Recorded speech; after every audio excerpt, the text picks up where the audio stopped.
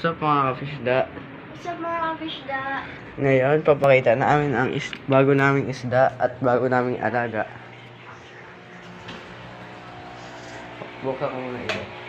guys, meron po kami ditong alagang sisiyo, which is bago po siya.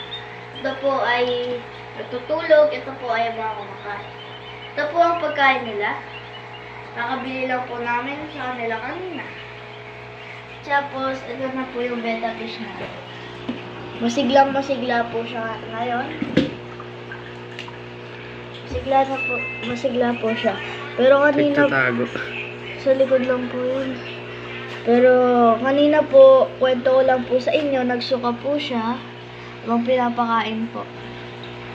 At ito po yung tiger fish. Ay, tiger Oscar pala. Well, parehas lang naman.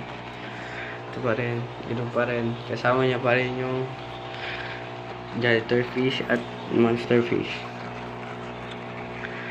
At may bago na siyang kasama yung Malawi. Bago yan. At dito guys, meron na kami. May goldfish na kami bago. Malaki na siya. Medyo malabo yung tubig kaya hindi niya siya masyadong makita. At dito, ganoon pa rin. Koi fish na malaki. Tas feeders na malaki. Goldfish. 3 koi, tas 4 na feeders.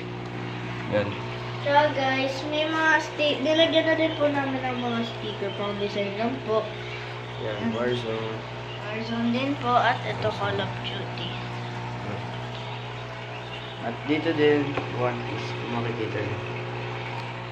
At, yeah, di namin alam kung ano pa yung mga mapapakita namin. Kaya, Bye na guys! Bye mga ka-fishda!